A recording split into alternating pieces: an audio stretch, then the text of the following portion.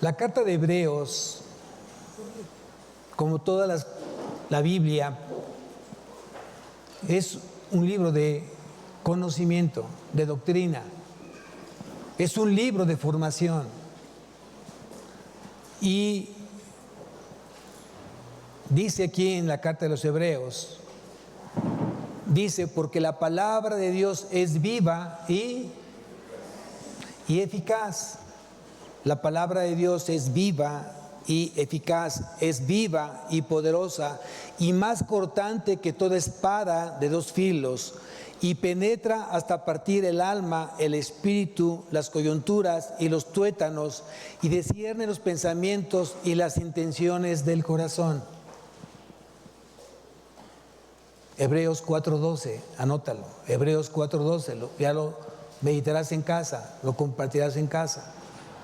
¿Y a qué viene justamente esto? Bueno, viene a lo que hoy estamos a unos cuantos días de ver cómo se festejan muchas cosas que no son a la luz de la Biblia correctas. Sin embargo, muchos que hoy se dicen cristianos, que creen en Cristo, que creen en Dios, no saben cómo manejar, cómo enfrentar o cómo dar respuesta a muchas preguntas respecto si el cristiano debe de participar en el Halloween.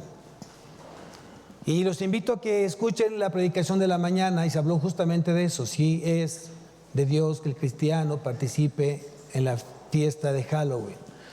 Hoy vamos a ver otro tema que está justamente pegado y está unido a esta celebración, que es el Día de Muertos. Hoy vamos a dar el tiempo al Día de Muertos. ¿Qué dice la Biblia respecto al Día de Muertos? ¿Qué dice Dios?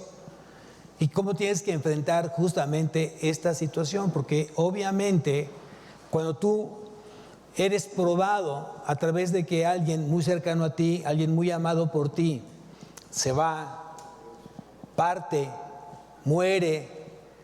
Hoy la pregunta es cómo puedes enfrentar esa situación. Venimos arrastrando muchas y muchas tradiciones y costumbres, pero muchas de ellas no las respalda la Biblia, la palabra de Dios. Y aquí es cuando vamos a tener que ir anotando para que tú aprendas y para que tú después enseñes. Es importante, nosotros debemos ser luz, no tinieblas. Debemos andar como hijos de luz, no como hijos de las tinieblas. Eso éramos antes. Y Dios nos rescató justamente de las tinieblas y nos llevó a su luz eterna,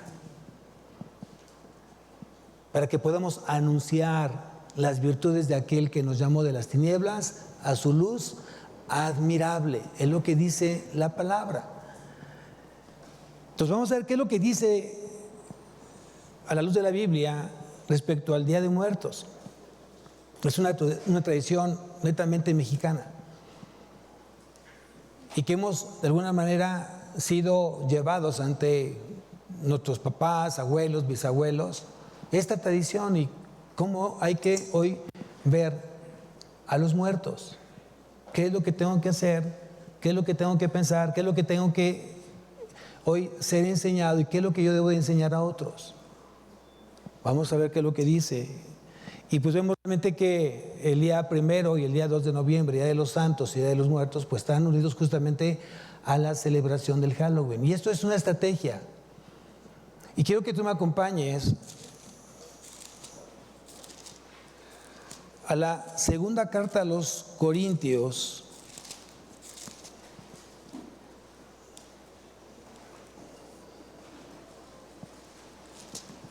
capítulo 2. Segunda carta a los Corintios, capítulo 2, versículo 11. Segunda carta a los Corintios, capítulo 2, versículo 11.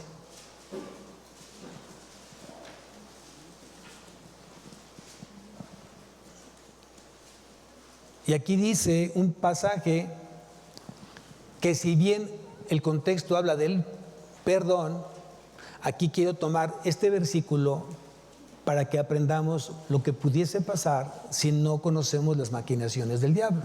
Versículo 11 dice: para que Satanás no gane ventaja alguna sobre nosotros, pues no ignoramos sus maquinaciones. Entonces, primeramente, todo cristiano no tiene que ignorar las maquinaciones del diablo. Hay una parte en Oseas que dice: mi pueblo perece por falta de conocimiento. Y eso hay que tener mucho cuidado, que hoy mucha gente esté siendo engañada y siendo lastimada en su relación con Dios por falta de conocimiento. Vamos a ver qué es lo que dice Dios a través de su palabra respecto a los muertos. Si debo de participar en la ofrenda de muertos, si mis hijos deben de participar en la escuela, en la ofrenda de muertos, si yo debo de cooperar para la ofrenda de muertos. ¿Qué pasa cuando condicionan? Es que si no te vamos a bajar puntos, no vas a tener cierta participación en clases si no traes tal o cual cosa. ¿Qué es lo que tienes que hacer como papá? Porque tenemos todo el derecho de exigirle a la escuela que eso no es algo forzoso. Pero tienes que conocer justamente dónde y con quién te vas a enfrentar. No te vas a enfrentar con cualquier persona, es contra Satanás. ¿Y qué quiere Satanás? Matar, robar y destruir. Y lo está haciendo muy bien. Lo está haciendo muy bien. Pero nosotros tenemos que ser mucho mejor. Amén. Quiero que me acompañes a Levítico, capítulo 20. Vamos a ir anotando pasajes. Anota los pasajes. Levítico, capítulo 20. Porque seguramente algunos te van a preguntar, si saben que eres cristiano, te van a preguntar qué dice la Biblia respecto al Día de Muertos.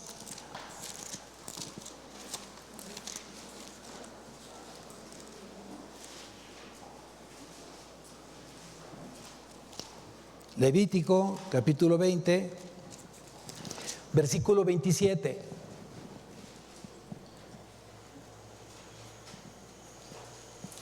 Y dice lo siguiente: y el hombre o la mujer que evocare espíritus de muertos o se entregare a la adivinación, ha de morir,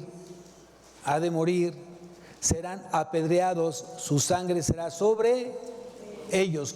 Dios había dado una resolución. Aquellos que evocaran espíritus de muertos, aquellos que se entregaran justamente a la adivinación, a la brujería, a la hechicería y todo lo que es el ocultismo, tenían que ser ¿qué? Muertos, tenían que ser apedreados. Y la pregunta que yo haría: cuando tú participas en el altar de muertos, ¿a quién estás invocando? ¿A quién estás llamando? ¿A quién estás diciéndole, los invitamos a que vengan acá? Miren, para empezar, tenemos que conocer dónde están los muertos. Hay que conocer si realmente los muertos tienen poder de regresar nuevamente aquí a la tierra. Hay que saber si los muertos hoy pueden comer, dónde se encuentran, qué están haciendo. Y no tiene nada que ver que un muerto pueda regresar nuevamente a la tierra. Pero sé que vamos a ver qué es lo que dice justamente la palabra. Entonces ya aprendimos lo que dice la palabra, un solo versículo. No necesita hablar un capítulo completo, un libro completo justamente del ocultismo. Dios simplemente puso aquí en su palabra que ningún hombre, que ninguna mujer que evocare espíritus de muertos o se entregare a la adivinación ha de morir. ¿Quién lo dijo? ¿Quién lo dijo? Y Dios es el mismo ayer, hoy y siempre. Su palabra es la misma ayer, hoy y siempre. Entonces, si tú crees en Dios, forzosamente debes de creer en su palabra. Vamos a ver qué dice en los evangelios. Primeramente vamos a Mateo, capítulo 8.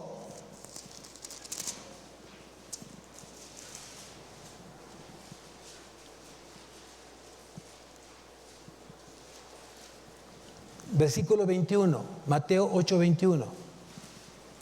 Mateo 8, 21.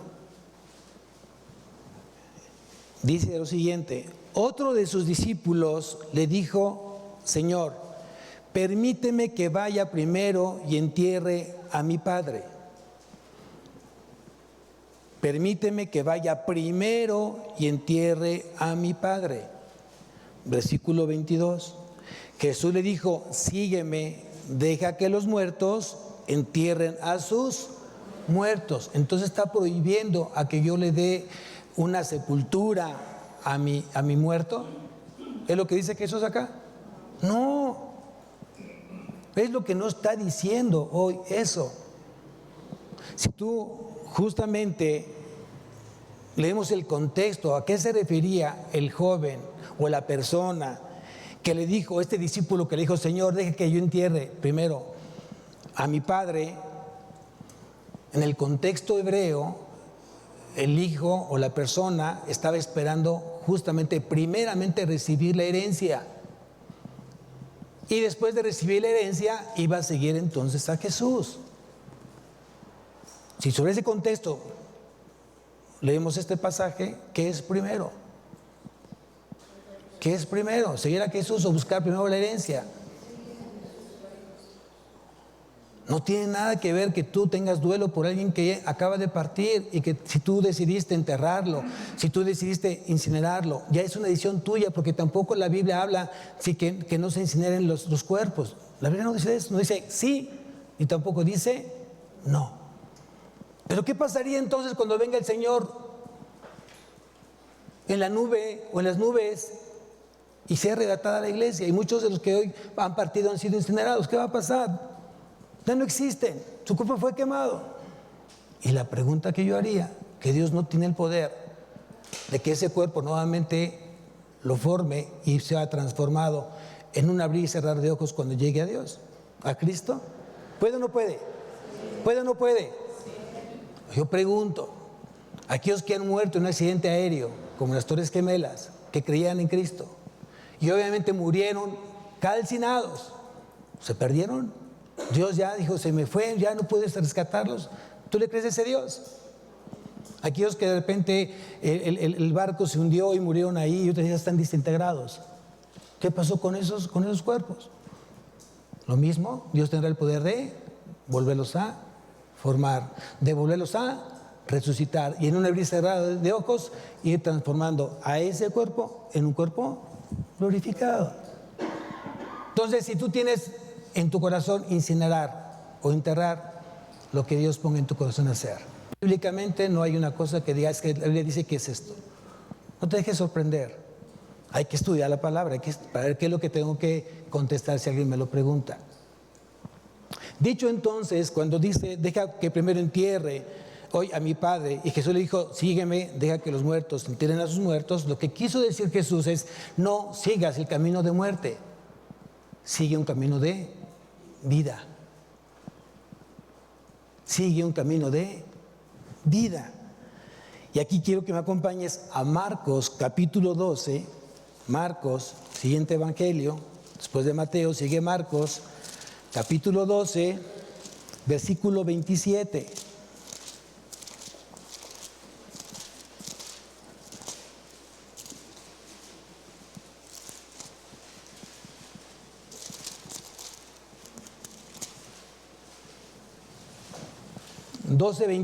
Dice, Dios no es Dios de muertos, sino Dios de vivos. Así que vosotros muchos erráis. Vuelvo a ser claro, no es que no le llores a tu muerto, a tu difunto, quien haya sido el que haya partido. No está diciendo que no tengas el duelo, que no llores, que no lo recuerdes. Eso no está diciendo la palabra. Lo que está diciendo es que no sigas a la gente que está muerta, ¿qué? Espiritualmente. Porque Dios es un Dios ¿de qué?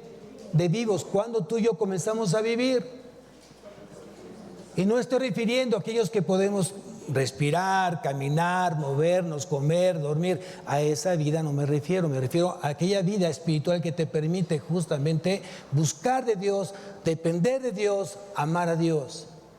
A esa vida se refiere la palabra. Dios es un Dios de vivos, pero aquí quiero poner un paréntesis. En vida. En vida. ¿Qué significa que en vida? Mucha gente quiere gastar en el mejor ataúd, con filo de oro, incrustaciones de diamante, en un buen panteón, con la mejor música, las mejores flores, los mejores arreglos. Y lo único que están haciendo es lavar sus culpas. ¿Cierto o falso? Perdón si eso te ofende, pero es la verdad. Es la verdad. Lo que tú tienes que hacer es en vida disfrutar lo que tienes hoy en vida. Amarlo, respetarlo y cuidarlo en vida. Muchos de nosotros, cuando perdemos un ser amado, por supuesto que vamos a llorar. Por supuesto que te va a doler. Por supuesto que vas a sentir, obviamente, el vacío, el alejamiento de esta persona que ya no está contigo. Claro, somos seres humanos. Dios nos creó con sentimientos y emociones. Lo que yo creo que no sé es válido que una persona conociendo la palabra, conociendo de Dios, conociendo de Cristo, no valore en vida lo que Dios le puso en su vida.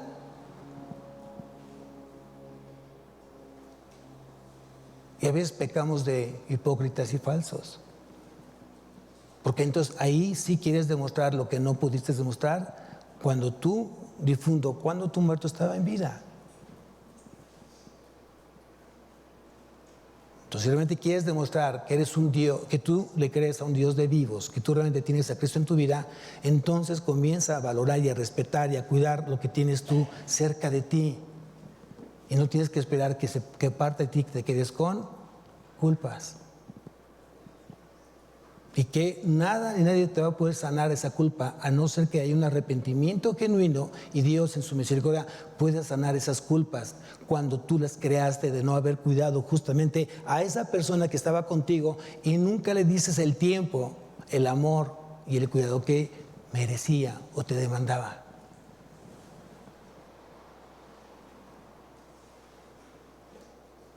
¿Tenemos que perder a alguien para valorarlo? ¿Tienes que perder a alguien para que lo valores? ¿Saben lo que va a pasar el día 2 de noviembre? Se detiene muchas las ciudades de aquí, al menos aquí en Toluca, se detiene mucho la ciudad, porque los panteones están ¿qué? Llenos de corazones de culpas. Y ocupan justamente un evento como tal para hacer cosas no correctas. La tradición y las costumbres llegan justamente a lastimar muchas cosas. Se acostumbra en algunos lugares que en ese día de muertos, un día antes, tú ya preparaste comida, alcohol, música, cartas, juegos de mesa, para que estés toda la noche velando al muerto. ¿Qué le velas? Si ya está muerto. ¿Qué le cuidas? Si ya está muerto. Ya no oye, ya no ve, ya no siente. ¿Sí estamos entendiendo eso? Ese quiero ir al panteón para limpiarle la tumba. Si nunca limpiaste tu relación con la persona que se fue, nunca te diste la tarea de perdonar y que te perdonaran. Y te fuiste con eso. Y te fuiste con eso. ¿Ahora lloras? ¿Ahora te lamentas? ¿Ahora sufres? ¿Ahora tienes dolor? ¿Cómo se llama eso? Culpas. Culpas. No esperes el último momento. Si tienes algo que arreglar en tu vida con alguien, sea papá, sea mamá, sea hermano, sea esposo, sea hijo, sea tío, sea vecino, quien sea, ve y ponte a cuentas con él y pídele perdón. En vida, Dios te da la oportunidad de hacerlo, en vida. Amén.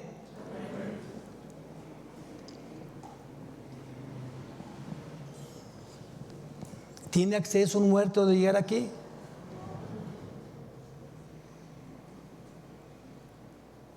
Vamos a ver qué es lo que dice la palabra. Siguiente evangelio. Estábamos en Marcos. Siguiente evangelio. Juan.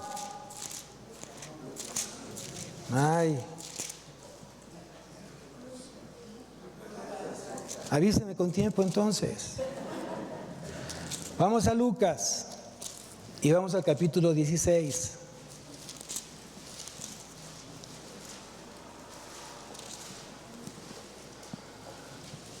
Lucas capítulo 16, versículo 19. El rico y Lázaro. Dice, había un hombre rico que se vestía de púrpura y de lino fino y hacía cada día banquete con esplendidez. Había también un mendigo llamado Lázaro que estaba echado a la puerta de aquel lleno de llagas y ansiaba saciarse de las migajas que caían de la mesa del rico, y aún los perros venían y le lamían las llagas. Aconteció que murió el mendigo y fue llevado por los ángeles al seno de Abraham. Y murió también el rico y fue sepultado. Aquí las condiciones son completamente distintas. Hablan de alguien que era rico, millonario, con muchas riquezas, pudiente, buen nivel económico. Y había una persona completamente carente de todo. Pero esta persona que era tan rica que ni siquiera fue merecedor que se le nombrara en la Biblia. Aquel orgulloso, soberbio, altivo, Dios no se ocupa para ponerle el nombre. Pero aquí sí pone el nombre de alguien que fue humilde, que vivía justamente para amar a Cristo, para amar a Dios. Bajo una condición obviamente precaria, una condición diferente al rico. Y dicen que los dos tenían algo en común. ¿Qué tenían? ¿Qué tenían? La muerte. Porque los dos murieron. ¿Cierto o falso? Los dos murieron. Y luego entonces dice, que, versículo 22, aconteció que murió el mendigo y fue llevado por los ángeles al seno de Abraham. Y murió también el rico y fue sepultado. Diferencia. El rico fue sepultado, escogió la tumba, el ataúd, incrustación de diamantes y oros, con música. Y el mendigo fue llevado por los ángeles al seno de Abraham. Gran diferencia. Y en el Hades alzó sus ojos estando en tormentos y vio de lejos a Abraham y a Lázaro en su seno. ¿Quién está hablando en esta narración bíblica? ¿Quién está hablando? Jesucristo está hablando. La enseñanza viene de Jesús. Entonces no es una parábola, es algo real. Porque Jesús habla verdades. Jesús habla verdades. Entonces la pregunta que yo haría, y te haría a ti esta mañana, ¿dónde están los que mueren? ¿En Cancún? ¿Están en España? ¿Están visitando la luna? ¿Dónde están? Dice que el rico estaba ya, a partir de ese momento, en tormento. Estaba en el Hades, lugar de muertos. Seol en hebreo, Hades en griego, lugar de muertos. Anótalo si alguien te pregunta.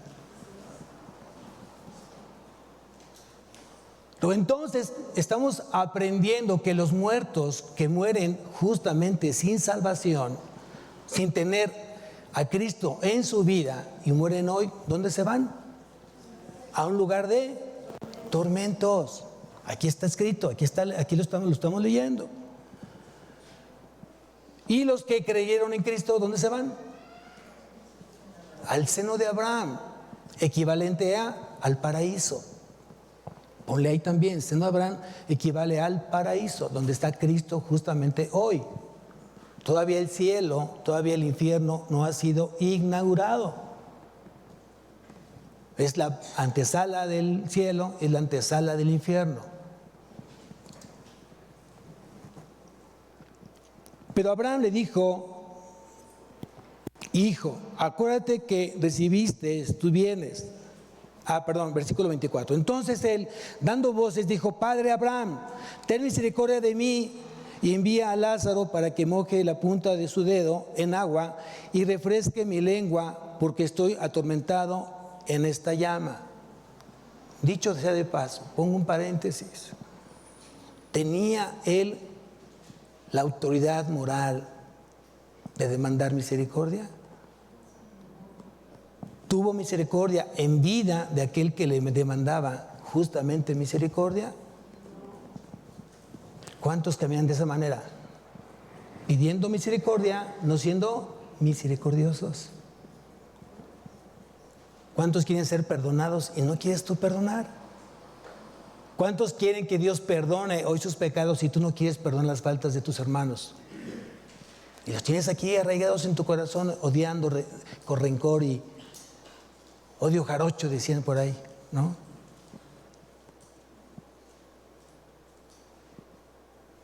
Ten mucho cuidado con lo que estás tú sembrando el día de hoy, porque entramos a la ley de la siembra y la cosecha. Está en Gálatas capítulo 6, ya lo dice, la ley de la siembra y la cosecha. Todo lo que estés sembrando el día de hoy lo vas a cosechar aquí en la tierra, y si no tú, tus hijos. Eso grábalo. Además ya quedó grabado por si lo quieres tú nuevamente escuchar. Dice, además de todo esto, una gran cima está puesta entre nosotros y vosotros, de manera que los que quisieran pasar de aquí a vosotros no pueden, ni de allá para acá. ¿Puede un muerto salir de donde está? Aquí lo dice, que hay una gran ¿qué? Cima, que no le permite ¿qué? Salirse del lugar de tormento. Ni tampoco los que ya están en el seno de Abraham o en el paraíso tampoco pueden ir de allá para acá. Entonces la pregunta que haríamos, o le haríamos hoy a las personas que están viviendo una vida de ignorancia por no conocer la luz del Evangelio, ¿para quién es esa ofrenda de muertos que tú pones en ese lugar? ¿Para quién es? Si los muertos no pueden llegar. Pastor, pero yo he escuchado pasos. Yo he escuchado que de repente hasta su aliento. Y yo les digo, pues ¿qué cenaste? ¿Qué cenaste? ¿O qué puertas estás abriendo? Sí creo totalmente que si tú escuchas algo, sí lo escuchaste. Sí lo creo. Ahí van caminando, escuchen. Ahí va una carroza. No, no es cierto. Dios no se equivoca. Hasta le pone ambientación aquí a la predicación, para que no se me duerman. Gracias, Señor.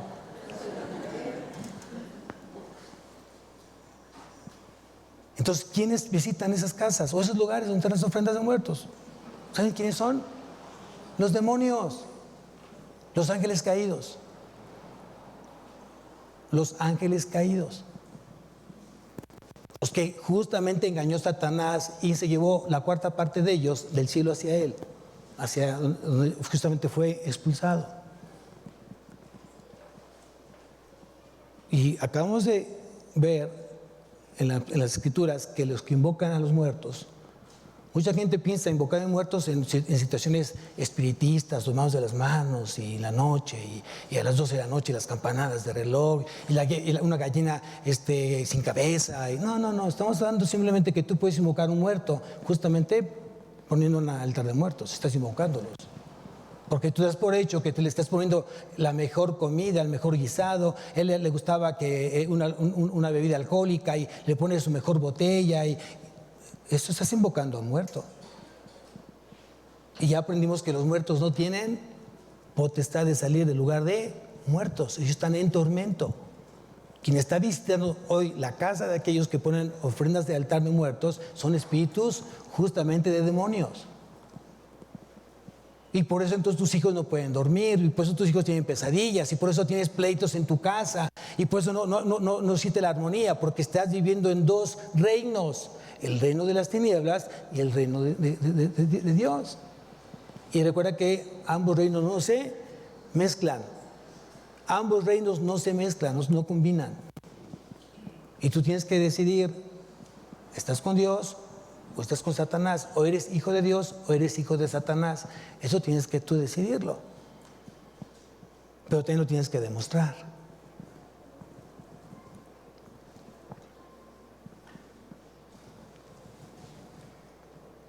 Entonces ya aprendimos que cuando alguien parte sin Cristo, se va a un lugar de tormento. No lo digo yo, lo dice Jesús.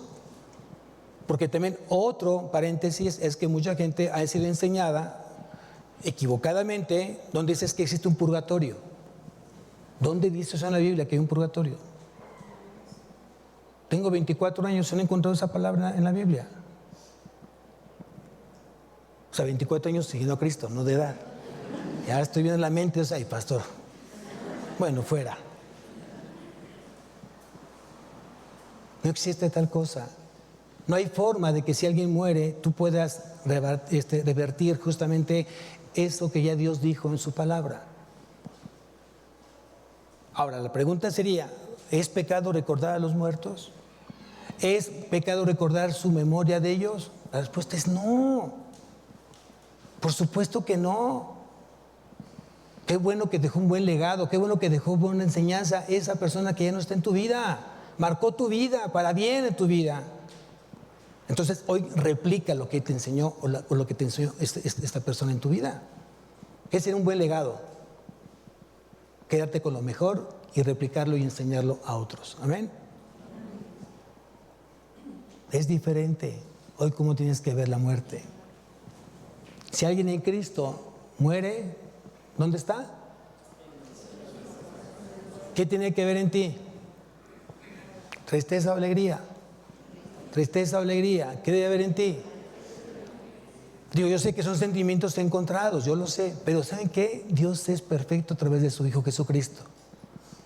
Porque dentro de esa pérdida, de ese ser que ya se fue, te pone paz y gozo en tu corazón.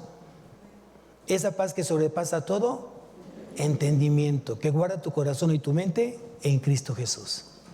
Amén. Es tan poderoso Dios que justamente hace eso en ti.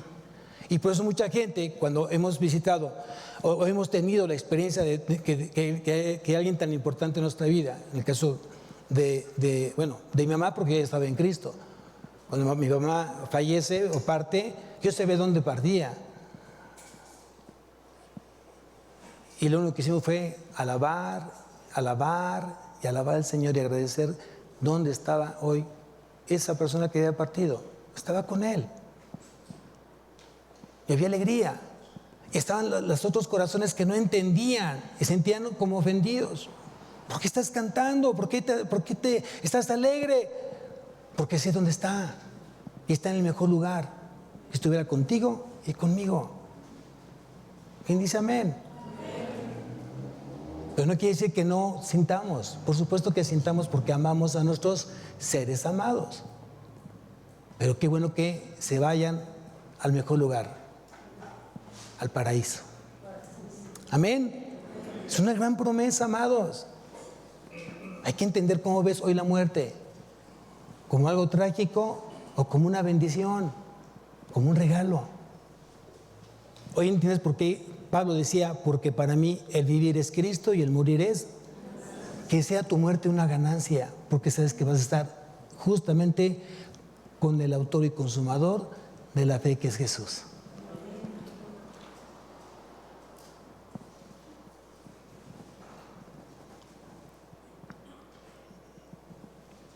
Entonces la pregunta sería, ¿un cristiano tiene que participar en las ofrendas de muertos? ¿Tu hijo tiene que participar en la ofrenda de muertos? ¿Tienes que cooperar por las ofrendas de muertos? La respuesta es no. No. Aquí lo dice la palabra.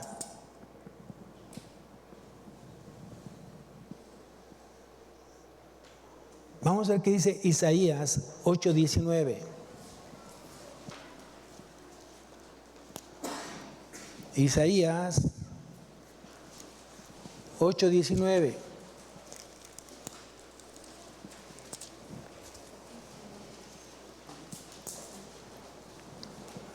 Dice, y si os dijeren, preguntad a los encantadores y a los adivinos que susurran hablando, responded, ¿no consultará el pueblo a su Dios? ¿Consultará a los muertos por los vivos? Importante leer la palabra. Y aquí está otro pasaje claro. ¿Quién vas a consultar si tú tienes que tomar una decisión? ¿A un muerto o a un vivo? Voy a poner otro paréntesis. Porque mucha gente dice, es que cada vez que se va alguien amado por alguien, se convierte en un angelito y está como intercediendo por mí en el cielo con Dios. ¿No han escuchado eso? Es una mentira. Ya escuchamos, ya vimos que no es cierto. No es cierto. Creo que Dios tiene los suficientes ángeles que hoy están para nosotros, para ministrar justamente a los santos. Es lo que dice Hebreos. Los ángeles han sido creados para ministrar justamente o servir ¿a quién?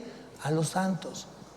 Entonces no preguntes si tienes 3 ángeles, 10 ángeles, 100 ángeles al tuyo. No preguntes. ¿Y cuántos tengo, Señor? ¿Y por qué Él tiene más, Señor? No. ¿Qué es lo que nos debe importar? Que tenemos el cuidado de Dios. Nos está protegiendo Dios, punto. Gracias por protegerme, Señor. Gracias por proteger a mi familia, por proteger a mis hijos. Gracias, Señor. ¿Cómo lo está haciendo el Señor? La verdad que para mí es irrelevante. Porque para mí, vuelvo a ver, es para mí importante que Dios esté guardándome, cuidándome. Sí, estoy habitando bajo su cobertura. Eso también es muy importante. El que habita al abrigo del Altísimo morará bajo la sombra del Omnipotente. Entonces asegúrate de estar dentro de la cobertura de Dios. Pastor, ¿qué pasa con aquellos hijos que todavía están como que sí o que no? ¿Qué pasa con mi esposa que no sé si sí o si no? ¿Qué pasa con mi esposo que tengo años y no veo que tenga ni la más mínima intención de acercarse a Cristo? Bueno, tú santificas justamente a quien no está con Cristo. ¿Sabías tú eso? Dios tiene misericordia, porque en su tiempo el Señor, tal vez ese corazón se ha rescatado en su tiempo del Señor, pero tú santificas a ese corazón que hoy está renuente a través de un testimonio, a través de una entrega sin reservas a Dios. Es importante eso.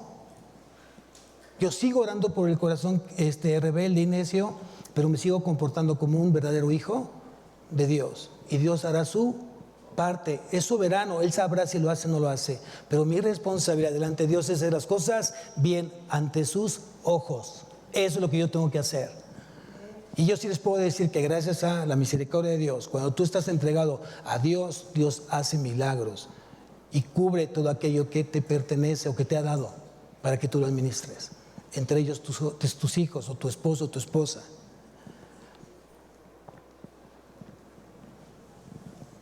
Entonces no es que si alguien muere se convierte en un ángel y va a interceder. El único mediador entre Dios y los hombres es Jesucristo, hombre. Vamos a rápidamente la primera carta a Timoteo, para que lo tengan ahí también parte de la predicación. No hay más intermediarios. Primera carta a Timoteo, capítulo 2, versículo 5. Si no lo encuentras, anota el pasaje. Primera de Timoteo, capítulo 2, versículo 5. Dice, porque hay un solo Dios y un solo mediador. ¿Qué está diciendo? ¿Cuántos hay? Uno. Solamente hay un mediador entre Dios y los hombres, Jesucristo, hombre. Pastor, ¿y qué pasa con la mamá de Jesús, María? Tampoco. Ella fue la mamá de Jesús. Ama a la mamá de Jesús. Honra su memoria porque seguramente fue una mujer que tuvo la gracia de haber sido la madre de nuestro Salvador.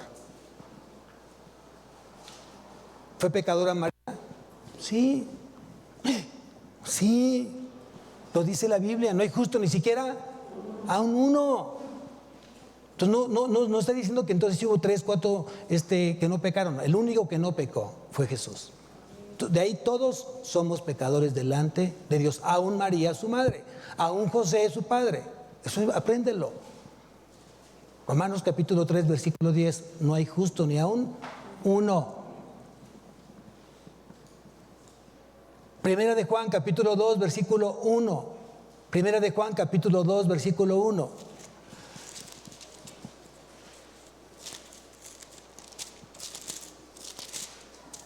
Hijitos míos, estas cosas os escribo para que no pequéis. Y si alguno hubiera pecado, abogado tenemos para con el Padre, a Jesucristo el justo. ¿Cuántos abogados tenemos? Es importante eso. Yo espero que estemos aprendiendo hoy, justamente en estas fechas, qué es lo que yo tengo que hacer. ¿Cuál es mi responsabilidad delante de Dios en tu escuela, en tu trabajo, en tu casa, en tu colonia, en tu misma iglesia? ¿Cuál es tu responsabilidad? Porque todos estamos caminando hacia Cristo, pero con madurez diferente. No juzgues, no critiques. Si alguien te pregunta justamente algo que estamos hoy tratando, con amor, llévalo a la palabra, llévalo a la Biblia, enséñale. Porque también fue un mandato dado por Cristo, enseñándoles que guarden todas las cosas que os he mandado, y yo estaré con vosotros hasta el fin del mundo. Amén. Dios le mandó que seamos maestros de la palabra. Pero hay que conocer la palabra. Estamos hablando de tradiciones, estamos hablando de costumbres. ¿Qué dice la Biblia respecto a las tradiciones? ¿Qué dice la Biblia respecto a las costumbres? ¿Qué dice?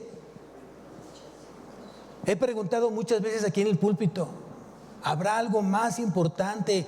¿Habrá algo más poderoso que la palabra de Dios?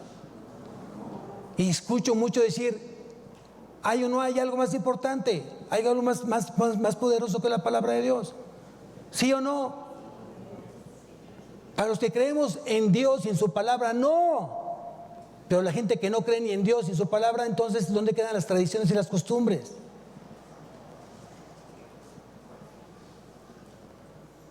Y no lo digo yo, lo dijo justamente Jesús.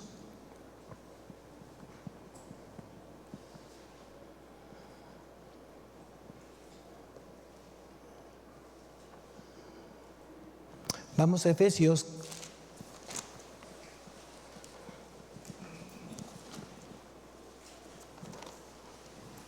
capítulo 5.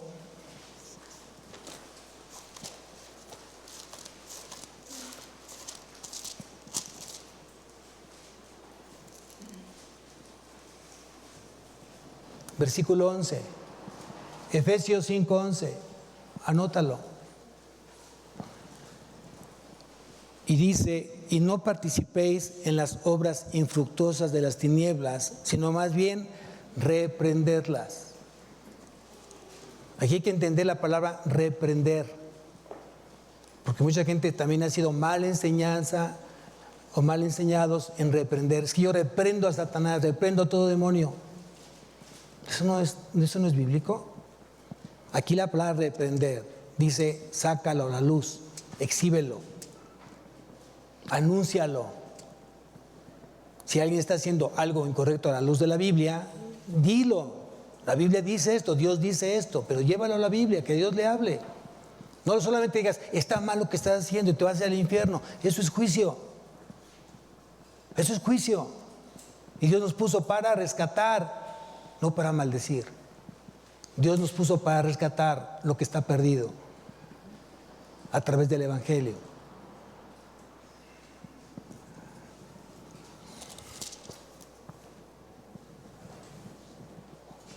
Vean lo que dice justamente, si hay algo más poderoso que la palabra de Dios. Mateo capítulo 15. Mateo capítulo 15.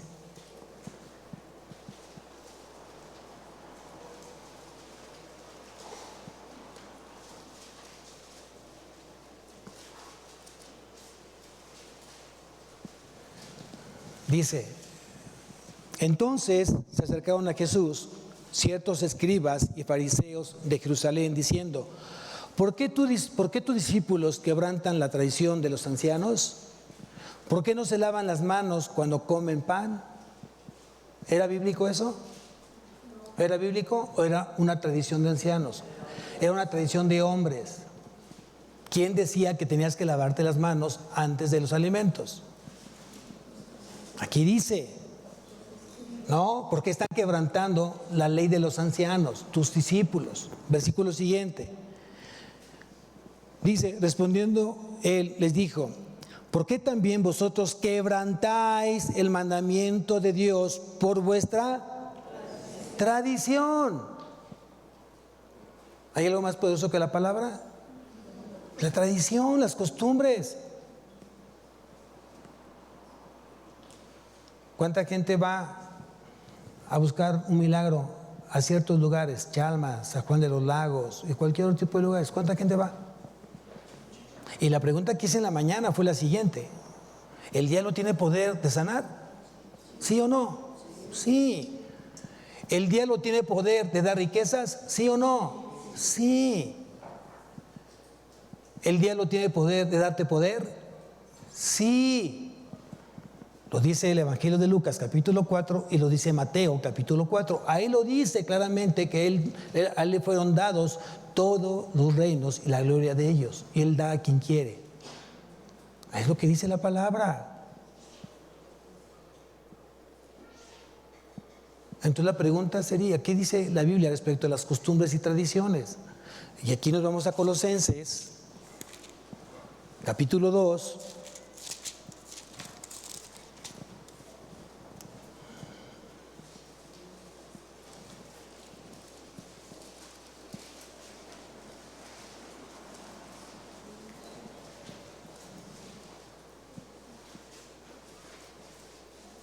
Colosenses capítulo 2, versículo 8.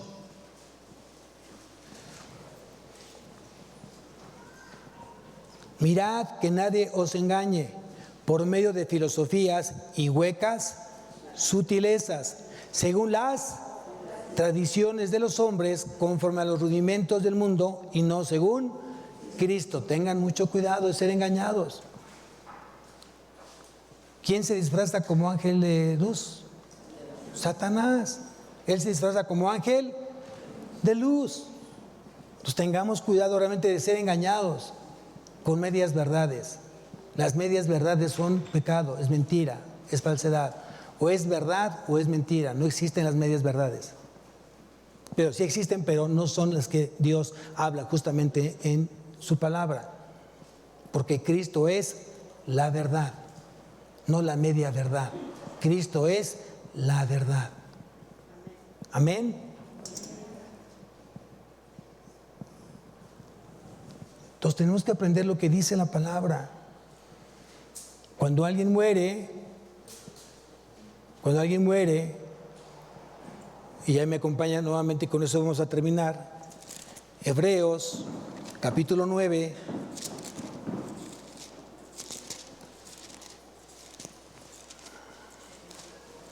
Hebreos 9, 27.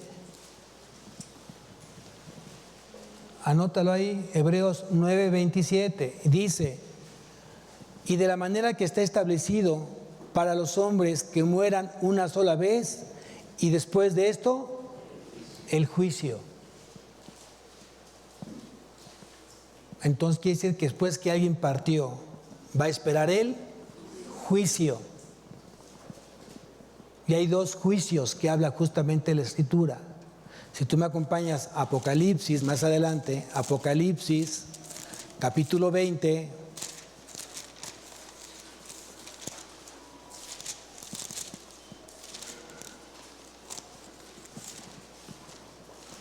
versículo 11, Apocalipsis, capítulo 20, versículo 11, dice, y vi un gran trono blanco y al que estaba sentado en él, de delante del cual huyeron la tierra y el cielo, y ningún lugar se encontró para ellos. Y vi a los muertos, grandes y pequeños, de pie ante Dios. Y los libros fueron abiertos, y otros libros fue abierto, el cual es el libro de la vida. Y fueron juzgados los muertos por las cosas que estaban escritas en los libros, según sus obras. Y el mar entregó los muertos que había en él, y la muerte y el Hades entregaron los muertos que había en ellos, y fueron juzgados cada uno según sus obras. Y la muerte y el Hades fueron lanzados al lago de fuego. Esta es la muerte segunda. Y el que no se halló escrito en el libro de la vida fue lanzado al lago de fuego, que es el infierno. Ese juicio es el último juicio, el juicio final, donde Dios va a determinar quiénes van a ser lanzados junto con Satanás y sus demonios al infierno. Y seguramente son los incrédulos que se negaron a creer justamente en su Hijo Jesucristo. Pastor, ¿quiere decir que entonces también los que somos creyentes vamos a ser juzgados? Sí, pero no para condenación, amados. Segunda carta a los Corintios, capítulo 5. Segunda carta a los Corintios, capítulo 5.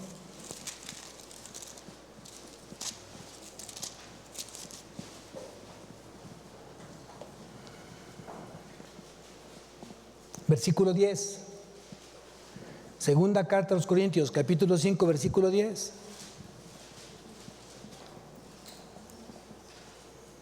Dice: porque es necesario que todos nosotros comparezcamos ante el tribunal de Cristo, para que cada uno reciba según lo que haya hecho mientras estaba en el cuerpo, sea bueno o sea malo.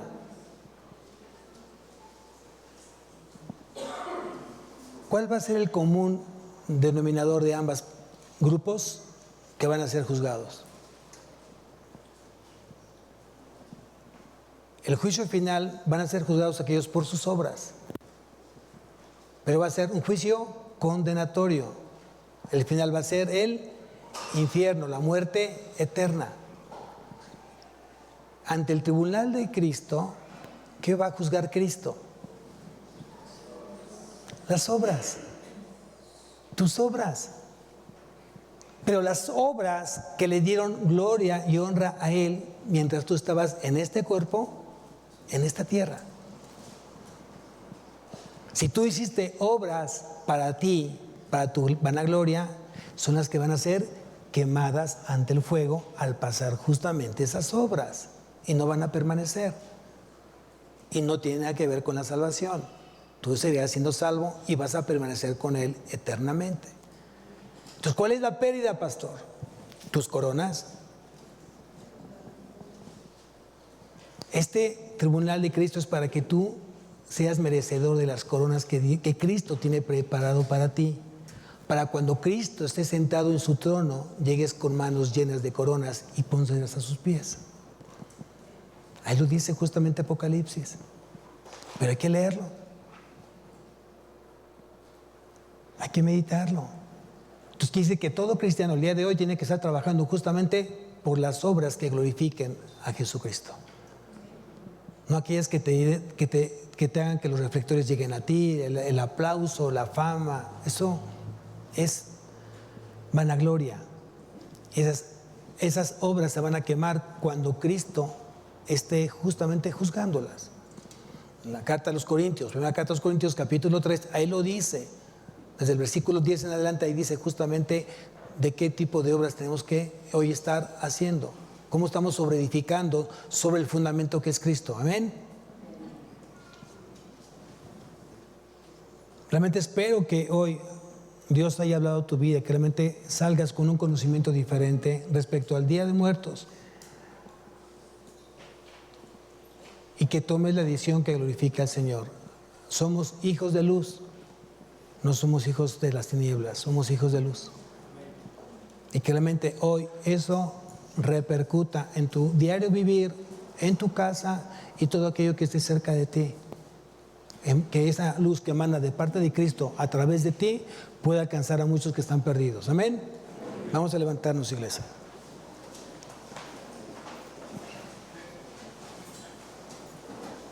Cierra tus ojos. Padre amado y eterno, hoy nos rendimos delante de ti, Señor, sabiendo que tú eres un Dios justo y lleno de misericordia. Rogamos a ti que sigas tomando el control de nuestra vida. Te pedimos perdón por nuestros pecados. Te pedimos perdón por el pecado de flojera, de pereza, de no estudiar tu palabra, Señor. Quita de nosotros todo espíritu de mediocridad, Señor, que esté atacándonos, que nos esté afligiendo. Anhelamos profundamente el poderte reflejar día con día en nuestra vida. Enséñanos a caminar sobre un camino de rectitud que te glorifique y te honre a ti, mi Dios. Oro por aquellos corazones que todavía aún no han dado ese paso de fe, de confiar plenamente en ti y dejarse guiar justamente por tu Santo Espíritu. Oro por aquellos corazones que aún todavía no han tomado la decisión de seguirte. Oro por aquellos corazones que se están negando a creer justamente en Cristo, para que en tu misericordia puedas tocar esos corazones y que puedan doblar rodillas delante de ti. Pero también te suplico por aquellos que se están esforzando por caminar contigo, aquellos corazones que hoy están convencidos de que tú eres su Señor y Salvador. Aquellos corazones que hoy están habiendo una transformación real en sus vidas, a través de su matrimonio, a través de su vida, a través de su familia, a través de lo que están haciendo. Glorifícate, Señor, a través de ellos. Y gracias por este lugar que tú permites que se predique tu evangelio, tu palabra, Señor. Gracias por lo que tú estás permitiendo, la provisión que tú estás permitiendo para poder terminar este lugar y estar más cómodos de alguna manera y que vengan más almas a conocerte a ti, mi Dios. Oro por los jóvenes, Señor, aquellos jóvenes que también están retardando el llamado, mi Dios. Están extraviados y perdidos en la carne. Pero también oro por aquellos jóvenes que han demostrado en sí que tú vives en sus vidas y que están siendo ejemplo y están enseñando a otros a caminar contigo. Danos, Señor, ese poder que venga de lo alto. Danos esa fuerza, esa convicción, esa fe necesaria para mantenernos firmes caminando contigo. Que seamos perseverantes. Que hoy tengamos temor y temblor ante las cosas tuyas, mi Dios. Y llénanos de tu preciosa gracia, porque sin ella no seríamos nada.